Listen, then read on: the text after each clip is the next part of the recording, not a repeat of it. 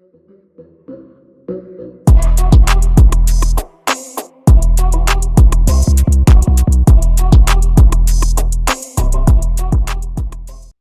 alaikum. Mag je dan? Walaikum assalam. Don.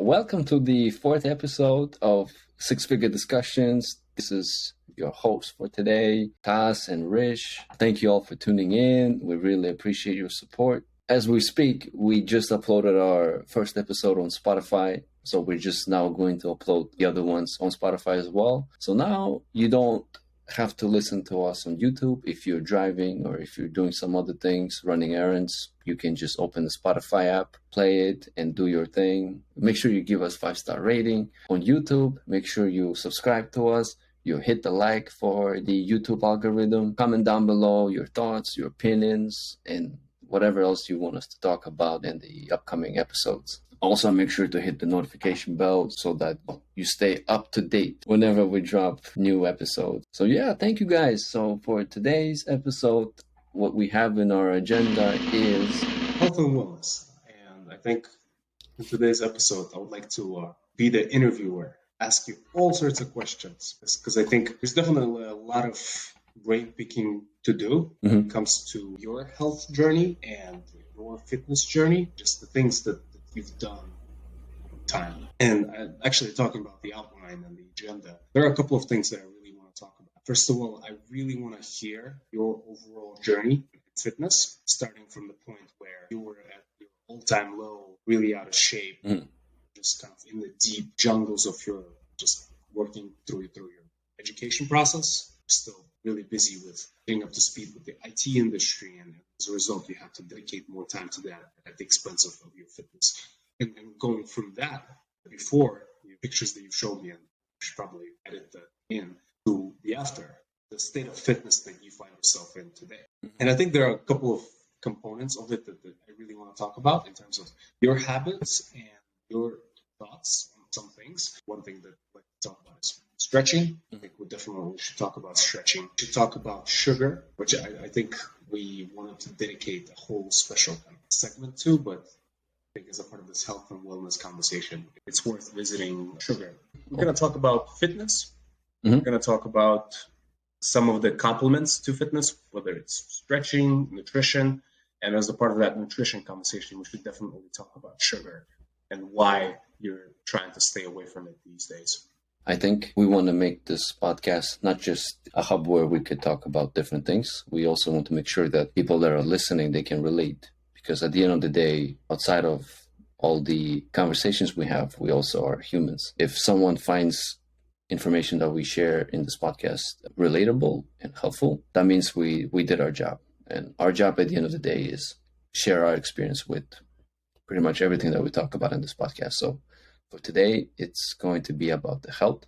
And like you said, I think you outlined a very detailed agenda that encompasses the overall aspect of health and staying fit and well-being in general. Do you want me to start now, or? Let's start from the top. Let's start from the all-time low. What was the worst shape that you've ever been in your life? And how did you think about the turnaround from that point to where you are today? Well, actually, growing up, I was not fit at all. If anything, I was considered just fat.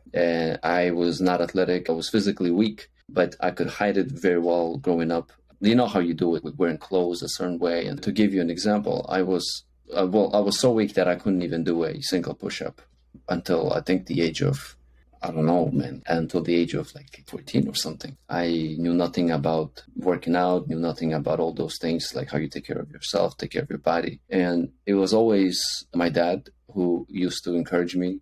Well, he still encourages me, but now it's not as much because I'm already doing it. But before, he would encourage me to sign up to fitness gym. He would encourage me to take care of my body by setting up an example. He would drag me out of my bed at 4 a.m. to go for a run with him. Even if it was snowing, it was raining, even if there was a storm, it didn't matter. We would get up and go for a run and work out, or sometimes work out at home. But I never did it because I liked it. I kind of did it because I was forced to do it. So I never developed that desire to improve my physical well-being. Long story short, signed up to a gym in Bishkek. It was a Carving Club. You remember that one? Of course. By the way, I started with empty barbell on bench press. 8 months later, I still couldn't do empty barbell. So I really had a bad footing with the whole fitness thing. For 8 months, I saw no progress. It wasn't like I got in, I started seeing gains and got hooked, and from then on, it just went up. Wasn't the case for 8 months. Nothing grew, nothing went my way. Then after that, my dad decided to send me to another gym instead of the Carbon Club. Send me to Strong. That one was like 15 minutes away. You remember Strong? Yeah.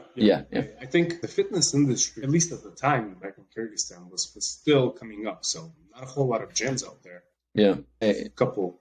Yeah, and at the time, Strong was considered the top gym in back where we're from in Bishkek, Kyrgyzstan. Shameless plug, by the way. So in there, my dad instantly got me a personal coach, I think for like a month or so, because that was right around the time I was about to leave the United States. So I only had a month to train with the personal coach. And with him, he showed me a lot of different ways and techniques of training. And a lot of times when I wanted to quit and stop on the set, say on the 18th rep, he would be the one pushing me past like 25 reps. That's where I started to realize that, kind of similar with David Goggins, you know, how once he realized that the mind can go so much beyond what you think it could go to, it just opens a new door, right? I think that's what I started realizing. Whenever my mind tells me to stop, that doesn't mean I have to stop. That means I can probably go past pain and then see where that leads. Can you explain to the audience who David Goggins is and what the rule of 40 actually means? What the rule of what? 40. Rule of 40? The rule of 40%. Oh, yeah. David Goggins is a Navy SEAL guy. He's very known in like this running circle, mindset, mental toughness circles. So this guy used to be 300 pounds, had nothing going in his life. He was spraying for cockroaches, had no money, was considered a loser growing up, had a terrible dad. Then one day he stumbled on military training in Navy SEAL. That's what sparked something in him, and he started to learn more. He had to go from 300 pounds to like, I think 170 or something. So he ended up losing a lot of weight in a span of 3 months. He documents his journey, not just with the weight. It's not really about the weight that he lost. It's more about what it unlocked mentally for him. So he talks a lot, like you said, about the 40% is that we usually only tap into our 40% of our capabilities. And we never go past 40% because we think whenever our mind tells us to stop, we stop because we think that's our limit. But in reality, we have 60 more percent to go that you can tap into if you know how to control your mind. Yeah, this guy has been an inspiration to millions of people. You and I read his book. I think he stands out from all these different inspirational, motivational speakers in a different way, in that you can relate to him. And he brings it to you raw. He doesn't sugarcoat anything. He doesn't try to be political and sound appropriate. He just tells you like it is. And a lot of the videos that he posts are very relatable, and they have a lot of knowledge that otherwise would take you months or years to come to the same conclusion. I think that's the challenge that a lot of non-athlete, non-professional athlete individuals face in their day-to-day lives when they try to, I guess, improve their fitness and get in shape. Because in a sense, how do you develop that ability to play and reach that 40% level on your own? Because I feel like in case of David Goggins, where he's a Navy SEAL or a professional athlete who's able to push themselves to the limit, there's always the presence of an external force that essentially teaches you to disregard that limit. Mm-hmm. And I think in that sense, like you see a lot of, I can't give you like an exact statistic, and maybe we should look this up, but I think it's like there's a huge chunk of the American population that has fitness memberships, but they never actually have gone to the gyms. So it's like if all of America was actually using the fitness memberships that they have signed up for, I feel like the gyms around the country would essentially be packed all the time. because their capacity does not account for 100% participation. But why do people not use gym memberships? I think because of the fact that they are not able to. They don't come from a background where there is this external force that pushes them. Mm-hmm. It's military or whether it's sport, and as a result of that, you might get discouraged pretty easily. So let's say you go in and you stay within your comfort zone. You move weights here and there occasionally, but then the pop culture sets the standard so high that you kind of expect yourself to make significant improvements without really breaching that limit. Yeah. And as a result, people get discouraged and then they don't really follow through with it. Which is why I always, whenever somebody asks me, it's like, oh yeah, what would be your number one fitness advice? I guess in my case, not that I'm a fitness expert in any way, but to me, what historically has worked is taking up a sport. Mm-hmm. And the more intense the sport is, I think the more likely you are to learn that crucial skill set of being able to reach that 40% level, where you think that you're mentally just done and your body is done. Yeah. Then how much further you can push out of that. Quick point, but you mentioned earlier about how many gym goers sign up and don't end up going. I found the statistic. I'm going to read it to you. You're going to be shocked, bro. This data is from www.finder.com, and it says, according to a recent Finder.com survey, roughly 8.3 million American adults flush a total of $1.13 billion down the drain on unused gym memberships each year. About 87.6 million adults spend an estimated $34.8 billion on gym membership each year, and yet 3.3% of these aspirational gym goers never end up using them. Damn. Wow.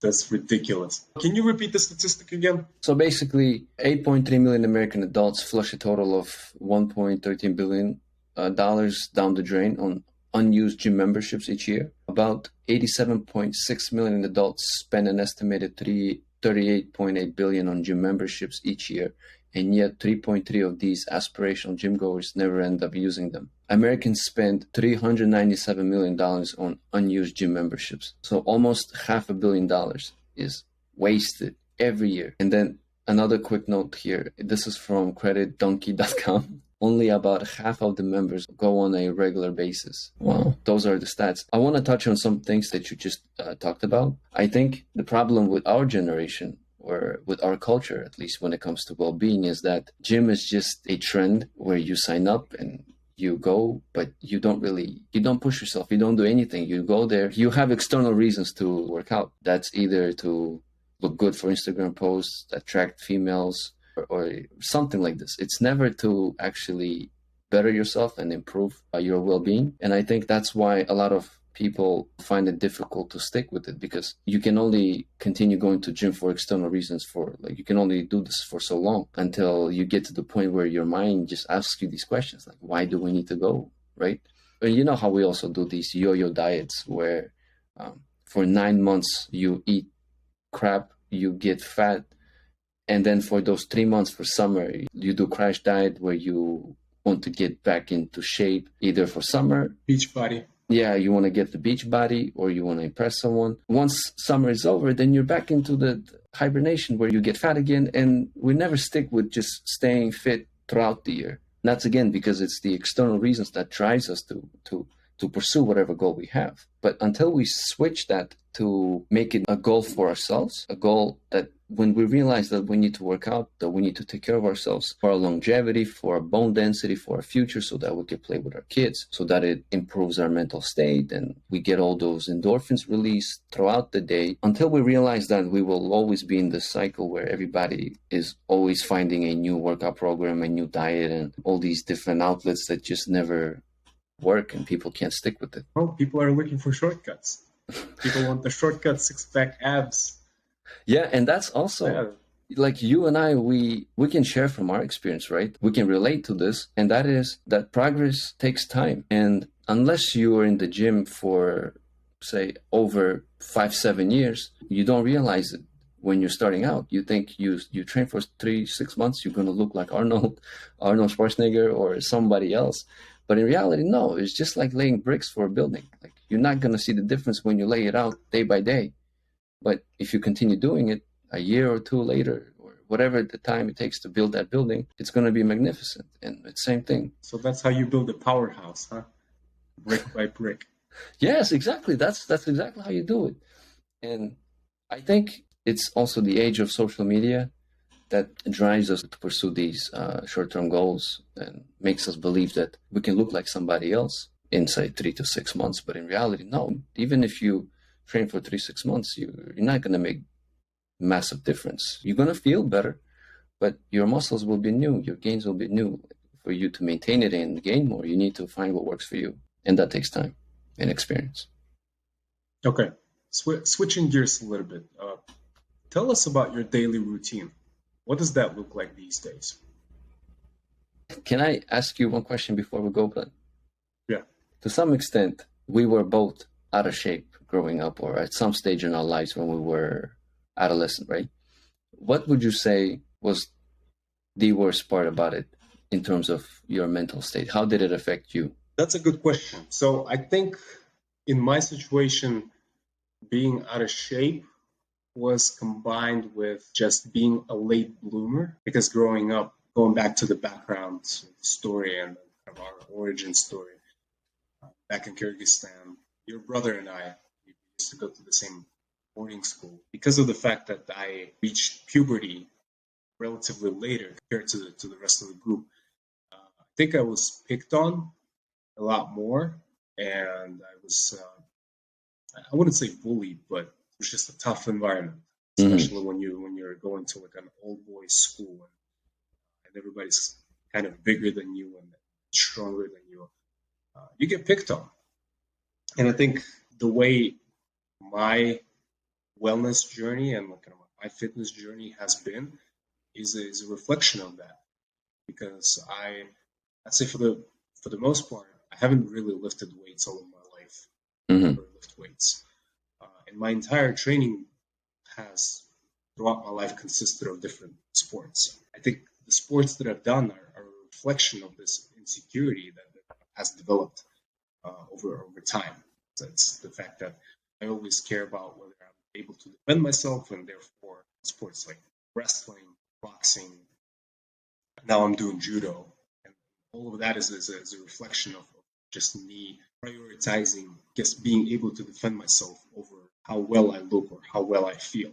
Mm-hmm. But then those things just come with it, or at least they have come with it, Yeah. because of the fact that I've done wrestling over time and then I boxed for a couple of years. I was able to just get in shape as a part of that, and just a good added bonus. But I remember I was telling Ilshat when we were talking about fitness one day. I was like, I'm not optimizing for being the most aesthetic or being the strongest in terms of the amount of weights I can lift. What I'm optimizing for instead is being the most difficult to kill, which was which was a bit of a cynical way to phrase things, but I guess just a reflection of the environment that we grew up in. From my side, I want to add something to this point about how you feel mentally when you're at that state. When you're not in shape, when you're fat, and say you're not athletic at all, I think you have these constant battles in your mind, and that voice of doubt and embarrassment is incredibly loud. Like you hear that voice becomes you almost. And the reason why I think this would be useful for people to know is because there are a lot of people who are struggling to lose weight, and a lot of people think that it's only them who think of those thoughts, of those negative thoughts. But in reality, when you're in that state, that voice is like 10 times louder.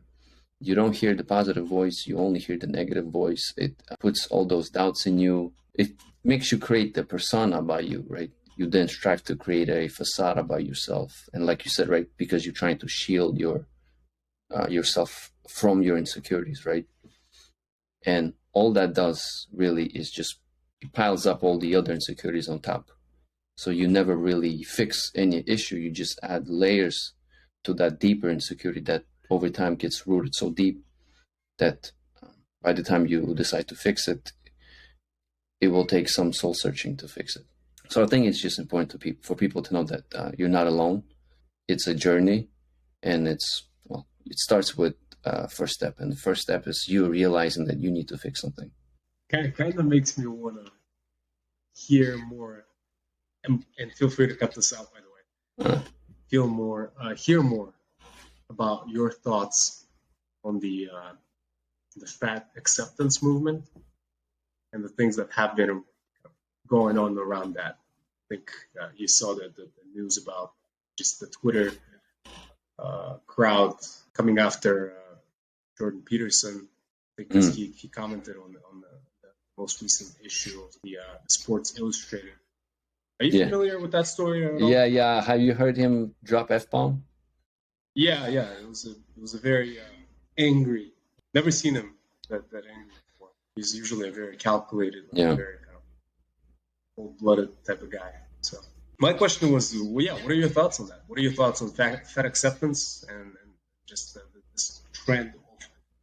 Because you were saying that the first step to improvement is recognizing the situation, right?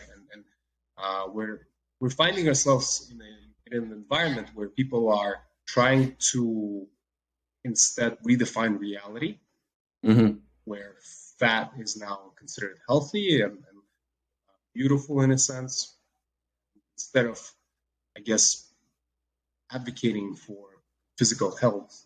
It seems that popular culture is instead pushing for redefining what we as humans consider healthy. Yeah, I really don't understand this whole movement, to be honest with you. Like this whole fat shaming, this whole like, oh, you need to think twice before you say something to someone who's out of shape. We're creating all these labels. We're making it look like it's okay to be fat. It's okay to post about it and stuff. Well, it's your business if you want to post about it or not.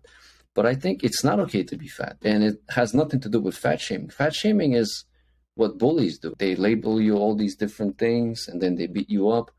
That's, you could say, fat shaming, for example. They beat you up because you're fat, because like you don't look like them, and there you go. You get beat up. But in reality here, you're not fat shaming. Again, if we always had these soft ways of addressing our problems, we won't get anywhere. And by you saying that be honest about it. Like even with David Goggins, he says in his book, look at yourself in the mirror and be honest about it. If you're fat, say you're fat. Don't try to blend with the trend and make it sound like it's okay. Nothing is okay. Why? Because if you're fat, if you're out of shape, you're going to die sooner. You're going to get diabetes. You won't have fun with your kids because you won't be able to play with them. You will eat garbage. You will look like garbage. You won't have a love life that is fruitful and enjoyable because you're out of shape. You're fat. You're not even out of shape. You didn't even get to the shape in the first place. You're just out of, like, it just doesn't exist. And then all this time, you have your kids, you have your wife, and they can't tell you you're fat. They tell you it's okay, Dad, we're proud of you. How is that? How will you feel at that point? What is the point of life at that stage? Like, what brings you meaning at that point? Because at the end of the day, looking after yourself physically, it's not about getting bigger bicep, a bigger chest and stuff. Those are all different areas that you can develop, but it's more about what it does to your life. It should add to it. And state of mind, I guess. Yes, state of mind, exactly. You learn about yourself from the mental aspect. You learn that you can, even when you set up these goals, right? 3-month leg workout program or chest workout program. Once you end up achieving it, you make you realize, oh, holy shit! If I put my mind to something, that means I can achieve it. And from then on, it carries over into other aspects of your life, into other goals that you have. It doesn't even have to be only with the gym. And I think it's just really unfortunate that these days we can't openly help people because, well, not us, but just in general, like even when we're outside, we have to think twice. We don't think twice about those donuts that we're about to eat. We don't think twice spending that money for those donuts, but we think twice before we buy, I don't know, something beneficial to us, like a bag of walnuts or almonds or stuff like this. We think twice because why? I don't know, man. It's more expensive. Yeah. Yeah. What do you say to people that are perhaps happy the way they look, even if they're out of shape? So if somebody's fat, but they're happy with being fat. Let's not say all of them are like this. But again, going back to personal experience, when you're not in your best shape, it doesn't even have to be ripped or whatever that is. Whatever your best shape is, it's your thing. And that is unique to you. And you need to do whatever it takes to get to that ideal shape of yours that you have in your mind. But again, you're not really happy. You're lying to yourself. You say that you're happy. The only reason you're saying it is for people to stop bugging you about it, so that you could be left alone and do your own thing and continue being in that mental hole. But no, you're not happy. You're never happy about it. There's always this voice that tells you, no, man, you're not doing the right thing. You're not the best version of yourself. You're not trying hard. You're not doing anything. One of the ways that you can shut it off, or at least put it aside temporarily, is by telling to yourself that I'm okay with the way I am. I like the way I look. I like this. I like whatever you say. That's bullshit. Yeah, that's a good point. I guess a person can be happy without ever climbing a mountain in their life. They will never know the joy of what that ascent looks like. Exactly. At least try getting in shape. At least try putting your best foot into developing your body. And 6 months later, once you achieve it, then you can weigh the two and say, okay, I don't like the way I look. I'm okay with being the way I was 6 months before. Then go back, by all means. But like you said, before you even tried, if you say that you're okay the way you are, and you never climbed a mountain, you never went on that journey, you don't know. Yeah, that's a good point. All right, so back to the first question. Okay. What does your daily routine look like today? My daily routine, 3 days a week, I train, I go to the gym, I wake up at 4 a.m. Well, 3:30 actually. It takes me 40 minutes to prepare. I try to be there by 4:30, 15 minutes warm up, then exercise. By 7, I'm home. Once I get home at 7, for 30 minutes, I do a quick recovery, like a stretching, make sure I get the pink salt. And then until 9 a.m., just look over the emails, see what I have left to do that's like pending and whatnot. Then from 9 till 5, it's the software engineering job. And then from 5 to 6, I have 1 hour break where I either take a nap or I get the protein shake and take a nap. It looks like a very packed schedule, and fitness is a time commitment. Yeah. And depending on your fitness goals, it can be a relatively small time commitment, large time commitment, but obviously over time it accumulates. And what would be your advice for somebody who maybe works 12 or 14 hours a day? And not that you've probably been in those situations yourself. Yeah. And how did you manage your work-life balance and being able to continue keeping up and staying in shape while working long hours or just having a really busy life? Like you and I are bachelors. We don't know what it's like to have a family. We don't know what it's like to have kids. So how do you balance your time? That's a really good question, Brad. And I want to start this answer with the saying, where there's a will, there's a way. And you don't really have to be a bachelor to be able to wake up in the morning. And the whole point why I even started waking up is because I stumbled upon this guy, also a military guy, Jocko Willink. He's like almost in his 50s, and he was the one that started saying you need to wake up at 4 a.m. and hit the gym and then do your daily activities. So that advice itself never came from a bachelor. It came from the guy who runs multiple businesses, has family, has kids, has life outside of training. And if he can find time, I'm sure we all can find time as well, right? But again, and that's why I started going at 4 a.m., but you don't have to go at 4 a.m. Because at first, when you're starting out, you don't need to go at 4 a.m. You should just go whenever. Just make sure you add it to your schedule, into your daily schedule. Say at 5 p.m. you're going to hit the gym. So that way you can at least stay consistent with it starting out. But when I used to work as a restaurant server, working long hours, being on your feet for an extended period of time, the way I managed hitting the gym back then was just doing it over the weekend or doing it on days when I'm off and just doing full body. So say if I work 5 days a week and I'm off Saturday and Sunday. I won't get up at 5 a.m. to train. I would take my time. I would sleep in, and I would hit the gym at like 6 p.m. until 8 p.m. Do full body, come home, sleep, and then if I'm off Sunday as well, I do the same thing. So now I hit my weekly gym targets. I train my body twice, and I'm good to go for the next 5 days of work. And yeah, you really sleep in at 6 a.m. It's so late. no. I mean, you can sleep in until 1 or 2 p.m. I think that's unfortunate that a lot of people think that they're so busy and they can't add in time for themselves in the day, when in reality, if you look deep enough, if you look at all the hours that you waste on social media, on everything else, there's at least 1 hour, even 30 minutes that you can take from that day and use that time to work on yourself physically. That's more than enough. You don't need to go crazy. You don't even need gym membership.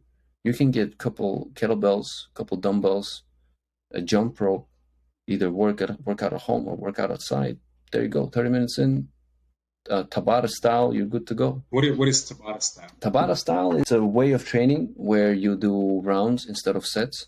So, with the traditional weightlifting is you do 3 sets of 10. On your first set, you do 10 reps, you rest 3 minutes, you do 10 sets again, and you do those for 3 sets.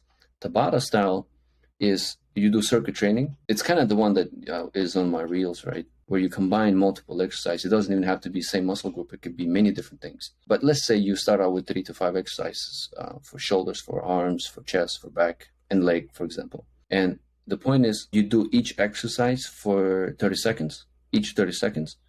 And in between switching the exercise, you have 10 seconds to like readjust. So let's say your round 1 starts, you do 30 seconds of bench press, 30 seconds are in. Now you have 10 seconds to readjust to get to the next station. You do deadlift. Now you do deadlift for 30 seconds, and so on and goes until you hit all your exercise. When you hit all your exercise, now you hit the rest period of that finished round, which is, say, 60 seconds. So now you have 60 seconds of rest, you drink water, and you get ready for your second round to start over again. And you do those for as many rounds as you want. I usually do them for 5 rounds. So that's what Tabata style training is. And that way of training, you actually get so much done in like 40 minutes. It's amazing. Interesting. So it's an optimal type of workout for somebody who's perhaps short on time and wants to get the most out of 30 to 40 minutes that they have. Yes. Dedicated to the gym. Yeah, you could do this style of training with just one kettlebell. You get the kettlebell, you come up with your program, you start training, and one kettlebell can mess you up really bad in 30 minutes. So it's really effective. I want to take this back to this point that you made earlier. You started doing wrestling, all those different sports, is because to address the insecurities that you had about yourself, right? That you can defend yourself and that you can become as dangerous as possible. So your outlet to mental toughening was those sports, right? And to you, working out might not be the same. Like you might not get those same mental triggers when you're in the gym. And I think that's the point that I want to make to people, is that it doesn't have to be gym. It doesn't have to be sports. It's whatever you connect with. If in your case it was sports, in my case, it just happened to be gym, where I felt like I could develop my mindset, toughen myself mentally, right? And for David Goggins, it was running. Everyone has to find their outlet of how they can toughen their minds. Yeah, I think that's a good segue. The mental component of wellness. So mental wellness. And when we talk about mental wellness, I think the first thing, the most crucial thing is, or at least the crucial instrument that you and Ilshad both like to talk about, is meditation. So can you tell me about your just meditation journey and how things have changed since you started meditating? What's your meditation routine? Hopefully give some tips to a guy that tried meditating multiple different times but hasn't really gotten into it so far. Also, it's not like I've been meditating for... I have my reasons, by the way. That's outside of the podcast. But yeah, about meditation, let's also start with saying that It's not like I've been meditating for 10 years to unlock something extraordinary or anything like this. I'm just a regular guy who stumbled upon meditation, I think 2020, so about 2 years ago. And my brother was the one who discovered it. And then once he told me, I was very adamant about it. I think I was inconsistent, probably did it once a week and then did it for like this way for the next 6 months or so. Now that I've been consistent with it for almost a year, I do meditation 10, 20 minutes every day, usually first thing in the morning. If it's a gym day, right, when I wake up at 3:30, I meditate for 20 minutes. So from 3:35 until 3:55. And on the days that I don't train, I just wake up and do meditation first thing. Looking back, when you meditate, you start to understand that you don't have to identify yourself with all the thoughts that run through your mind throughout the day. Because I think the mind is capable of. Let me do a Jamie style research 1 second. I'm reading a study from healthline.com. It says humans have more than 6,000 thoughts per day. So with meditation, you realize that you don't have to identify yourself with thoughts that come to your mind at any point in time throughout the day. You realize that you can separate yourself from those thoughts, and it teaches you not to react to spontaneous thoughts, because all those 6,000 thoughts, they're not all positive. Some of them are negative. Some of them are weird thoughts that just come to your mind. They're not deliberate. So some thoughts are not deliberate. Yeah, some thoughts make you feel angry. Some thoughts make you feel happy. Some thoughts make you feel agitated. All those different emotions that these thoughts stir in you. With meditation, you start to separate yourself from that. You no longer react to the thoughts. You learn to let them come and let them pass without you reacting. And over time, that translates to you controlling your mind throughout the day. So say you meditated in the morning, and now that you're working, as you work, you have all those thoughts that keep coming up. You can consciously separate yourself from those thoughts. So you just let it pass, and then you continue on the task at hand. And it increases your focus and state of flow for as long as you have to do the work. And I think that was one of the most profound things about meditation for me, was that it gave me peace, that I could now no longer identify myself with all the random thoughts. Tips that I would give to someone who's just starting out: I think you should start really slow, and you should start with an app that teaches you one step at a time. And I think one good app is the Balance app, the one that you download. You start with 3 minutes, and day by day, they teach you different techniques. So one day you focus on breathing, next day you focus on vision, third day you focus on wishing someone to be happy, all those different things that you practice over time. Also, once you do it consistently, the app lets you increase your duration of meditation. So from 3 minutes, you can then go to 5, from 5 to 7, from 7 to 10, and then it goes on. We're not getting paid by the Balance app, by the way. We're not. We're not paid by them. We're not sponsored by them. By the way, if Balance is hearing this, hit us up. Might make a deal, man. Yeah, but again, you're raising an excellent point on the importance of coaching when getting started. Because whether it's physical fitness or whether it's mental wellness, it's really difficult to jumpstart your own journey, and you need some initial guidance to be able to essentially help you overcome the initial challenges that could potentially discourage a lot of the beginners. Mm-hmm. And I feel like I think in our prior episode we discussed the gamification of trading and the gamification of investments.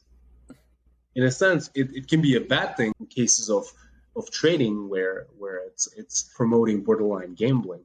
But then when it comes to gamification of things that are maybe good, such as meditation, maybe fitness, I think gamification of fitness or gamification of meditation is actually pretty good. You have this really user-friendly app that guides you through the process and encourages you to pursue your mental wellness goals. Let's talk about a very crucial part of fitness, which is nutrition. Mm-hmm.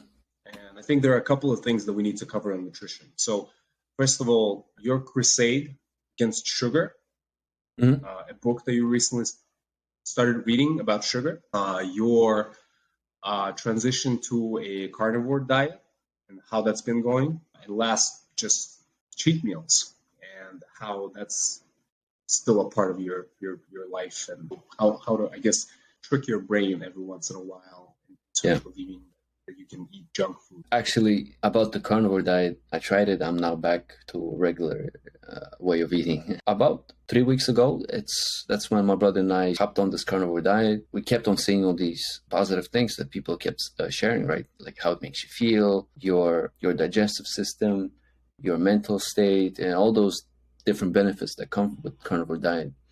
I think one of the biggest proponents of carnivore diet is Jordan Peterson, as well as Michaela Peterson. And then there are other ones like Joe Rogan. You're forgetting about the Liver King, man. Oh man, this guy out there. This guy is next level. This guy is something else, man.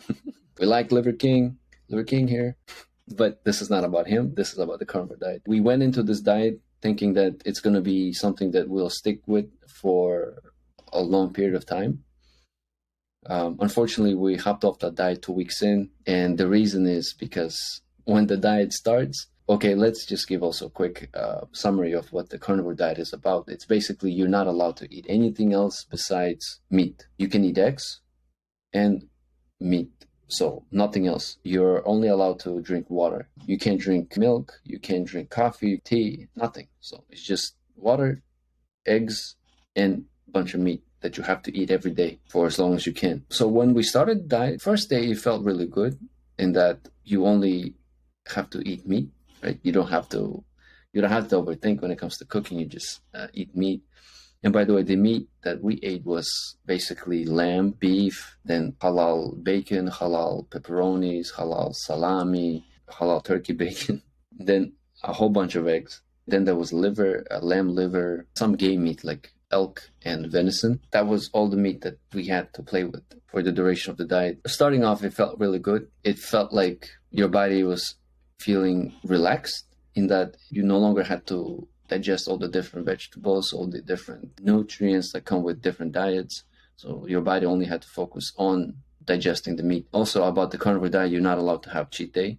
So it's pretty much always meat, and eggs. So that's how we felt starting the diet. And then there are a lot of people who share their experiences with the carnivore diet. They say that they experienced diarrhea for first 2 weeks. For us, that was not the case. We barely had any stool for like a week or so. It turns out that's just people reacted differently. But back to the carnivore diet, 1 week in, man, food no longer became interesting. It became not even a chore, man. It became so dull that you eat the same thing every day. You can't even add different spices. It just became great. You know, when you eat, there's usually some level of excitement going into eating. You can't even spice up your meat, make steaks, anything like that? No, you can't. You can put salt, you can put pepper, but it's encouraged not to put anything else because some spices might have some different ingredients and whatnot. 1 week in, energy levels felt amazing. Throughout the day, you just had this consistent flow of energy that you could keep up for as long as you had to. There were times when I think I was staying up until like 10 p.m. on the computer working or doing something and not even going for a water break. And the energy would just be so consistent. And until you shut off, your mind just goes.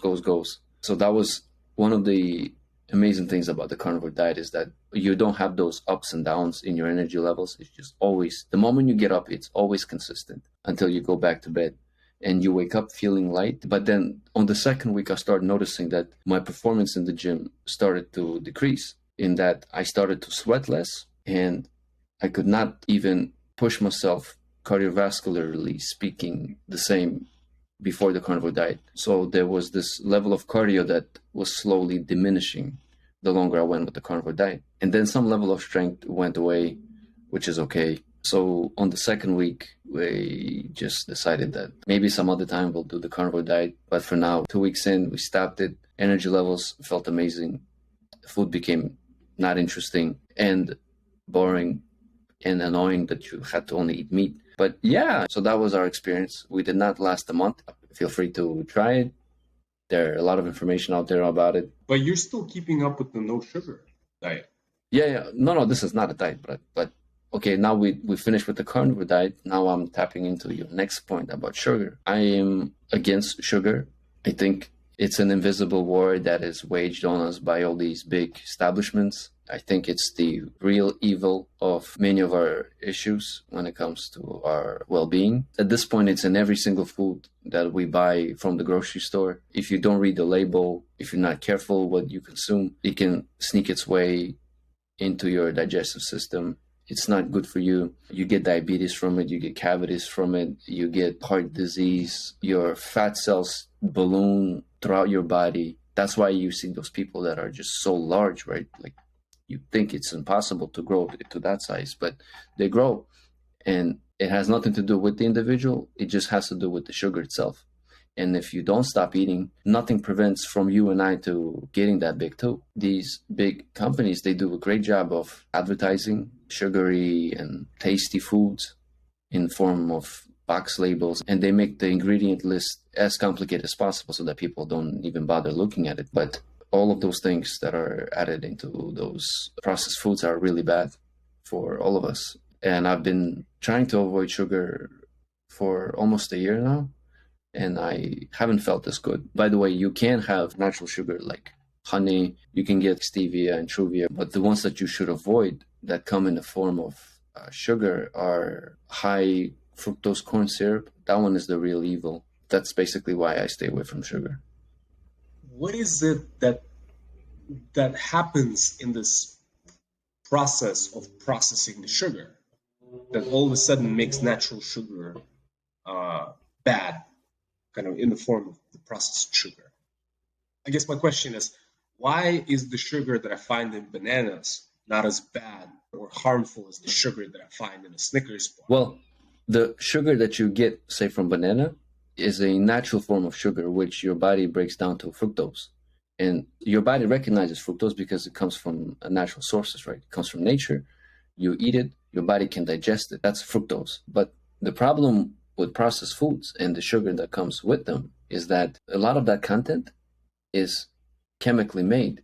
It's not natural. So a lot of us just don't realize it, that we are at some level addicted to sugar. We are meaning it in a way of like cocaine or any other drug. Our minds process sugar exactly the same way. We just don't realize it. We think it's all fun and games. But for a person who wants to get back in shape, or for a person who wants to address these issues, the very first thing is you should just replace processed foods and its sugar content with natural sugars, right? Like, say, from fruits, or you get replacement ones like stevia and truvia. That's the first step. You should replace chemically made sugar. So far, we talked about the fitness journey. We talked about the kind of mental health journey that you've been on, your routine, your diet, and from everything we've talked about, we've created this kind of infallible figure that's always perfect, always on time, always wakes up at 4:30. No, that's not true.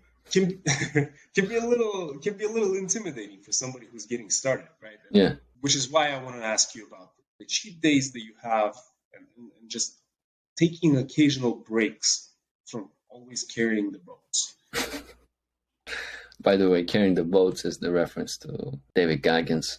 That's what he say to his crew during the Navy SEAL training, when they would be really tired and they had to carry boats in the training. That's how he would motivate his guys, by saying who's going to carry the boats, so they would end up carrying them. So that's where the reference comes from.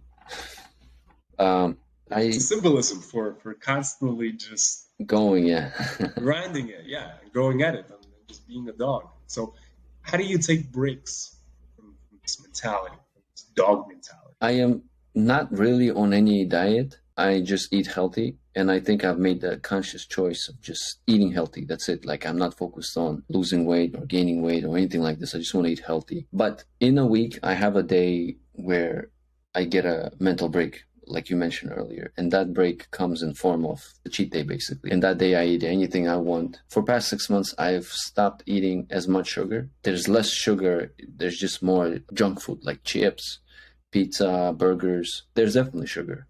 And I no longer have the same relationship to it as I did before. I no longer crave it.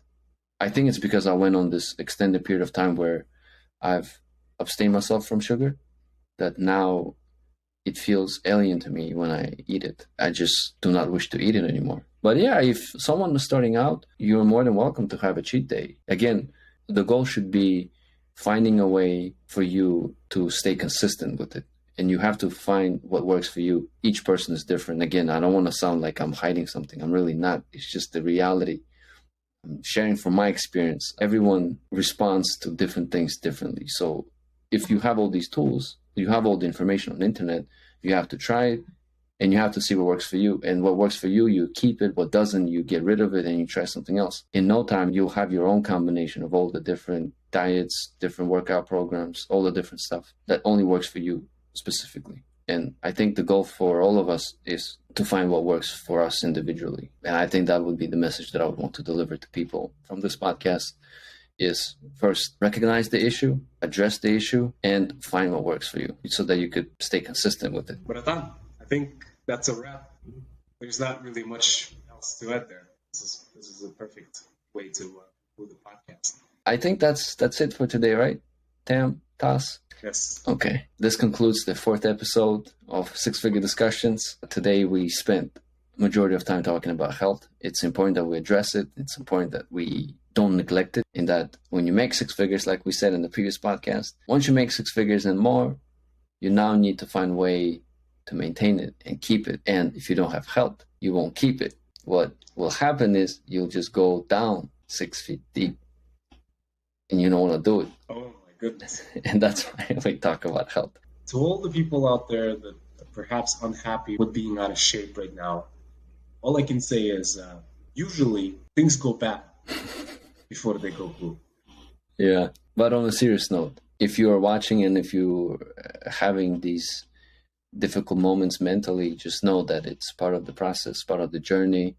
You're not alone. There are a bunch of people who can always help you out, be there for you. And feel free to comment down whatever you're going through. Share your experience, your journey.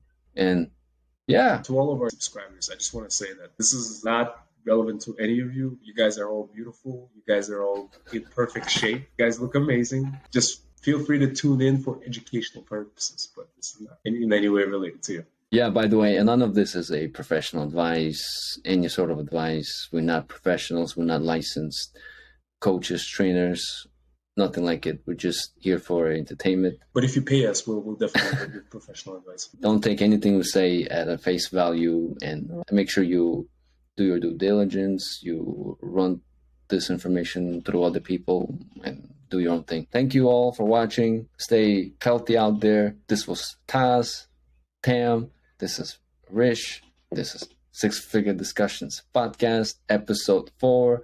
We're coming at you hot next week for episode 5. Until then, assalamualaikum, nachtjudong. We'll talk next week. Alaikum assalam, nachtjudong. Krasau.